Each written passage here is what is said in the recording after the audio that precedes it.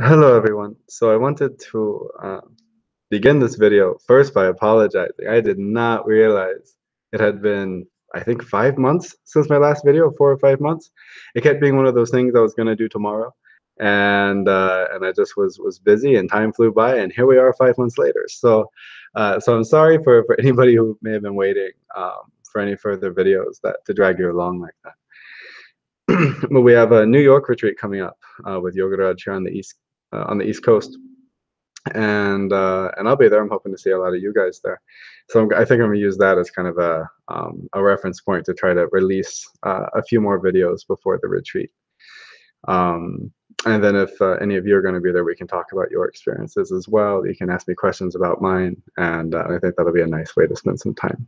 So I wanted to finish up the third part. This will be the last video about my first retreat with Gurunath at the Temescal Canyon Park in California and LA.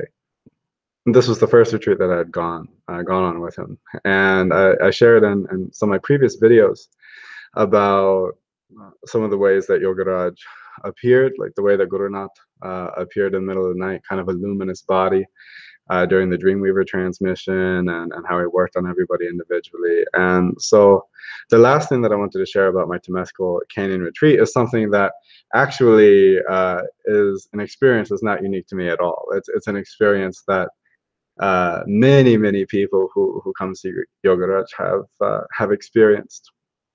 And this is the phenomena of the blessings of the Shivapat and the Shaktipat, which is the transmission from the master.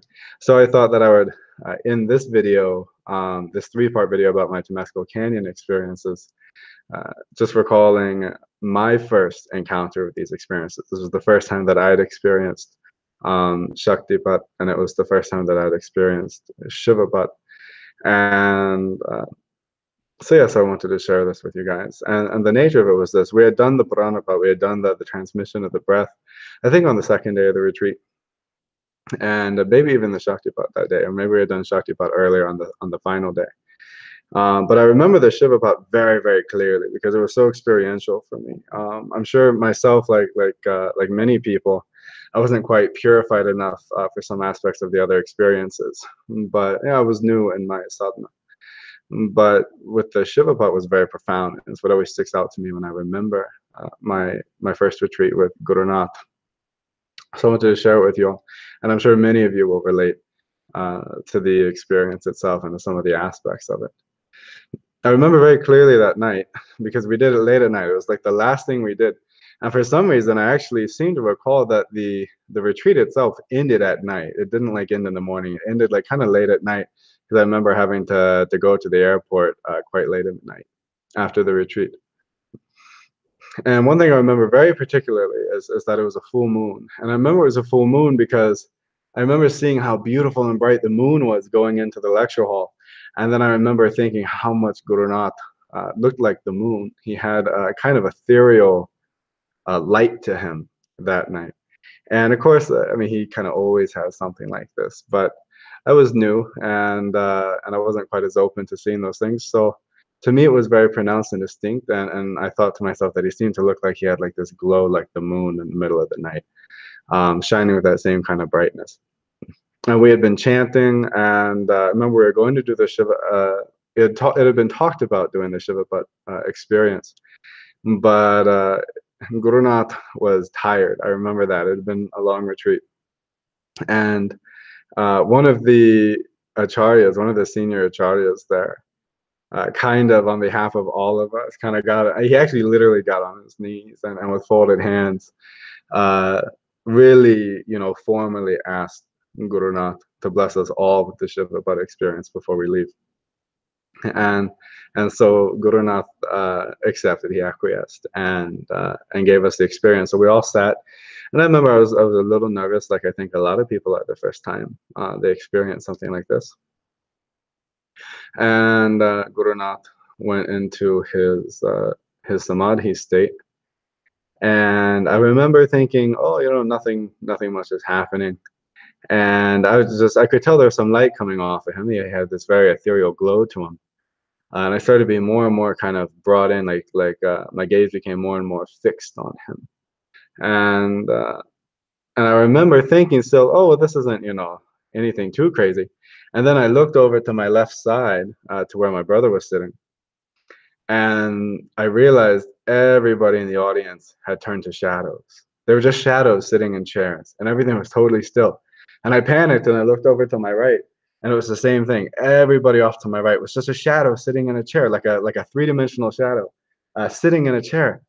And I'm thinking, oh my gosh, I'm tripping. So I look forward, and now Gurunath is not sitting on his asana in the center of the stage. He's sitting exactly in front of me on the part of the stage that lined up with me perfectly. And he's looking right at me. And it's like time has stopped. And everybody around me is just frozen in time. Like they're not even there at all. Like they're in a dream. And Gurunath is sitting there on the stage looking right at me. And then that's when I begin to see all the violet colors, the purple, the white, the gold begin spiraling out of him. And the whole room begins to fill with these lights. And then I see almost like a bunch of masks. I see all these faces come out from around him, and they start circling around him. And a face would come and overlay over his face, and he would turn into one master. And then that face would leave, and a new face would come, he turn into another master. And that face would leave, and a new face would come, he turn into another master. And I was kind of freaking out during all of this, but I was very, my gaze was totally transfixed, like I couldn't look away from him. And I didn't realize I wasn't blinking. I didn't realize there were tears running down my face. And and then the faces stopped, and then everything stopped, and he just kind of became translucent, and then transparent, and then he just kind of just became everything, and everything was perfectly still, and I almost kind of blacked out. I went into some kind of state, and when I came back to, I think he chanted Om or something to kind of end the experience. And that's when I came back to. And next thing I knew, everybody around me was alive and moving again, and he was back in the center of the stage. And the experience was over. And then of course I had the same experience a lot of you have had, where he begins, people started sharing their experiences, and then when one person would say, oh, I experienced this, 10, 15, 20 other people would be like, I experienced that exact same thing. 30 other people like, I experienced that exact same thing. I saw that person too. And Gurunath was like, well, who saw this person? And a bunch of hands would go up. And who saw that person? A bunch of hands would go up. And so this to me was an incredibly profound experience. And actually, I think it has to be said, for the sake of posterity, that even though I'm going to share in these videos, and I still probably have 4 or 5 more videos that I want to do for you all, but even though I'm going to share in these videos some events which were quite phenomenal and miraculous, and by phenomenal I mean like there were kind of miraculous things that happened. There were phenomena that happened, supernatural phenomena that happened, and some of them are going to seem quite grandiose, but I think it has to be said that at the end of the day, the transmissions themselves, the Shaktipat, Gurunath, Shivapat, I think it has to be said that these are actually like really, those are the great miracles, and everything else are just, siddhis and other manifestations. But the Shivapat and the Shaktipat, the Gurunath, that's really kind of the miraculous occurrence, and that's where so much transformation happens, because that's what I remember. I mean, I remember my experiences of Shaktipat and Shivapat with Gurunath far more than I think about. I remember any of the phenomena that have happened around him in the decade or so that I've been with him. And so I wanted to end the video just saying that, and sharing that point of view also, that we all remember that that's actually a very, very powerful and divine manifestation, to be able to experience that. So I wanted to share this experience with you all. This is my first Shivapat experience at the Temescal retreat 10 years ago. And I know everybody has heard, I'm sure, a lot of experiences from Shivapat, but this is mine. I thought I should share it because it was a very important experience in my life. And then my next series of videos will be looking at all kinds of different things that have happened over the course of the last 10 years, things that I've had a chance to witness. And so, yeah, so thank you all for listening. I hope that these videos be of some benefit to some people, and maybe help inspire you guys, and help everybody engage with devotion and practice in their sadhana. So thank you all for your time, and I hope that everybody has enjoyed the video.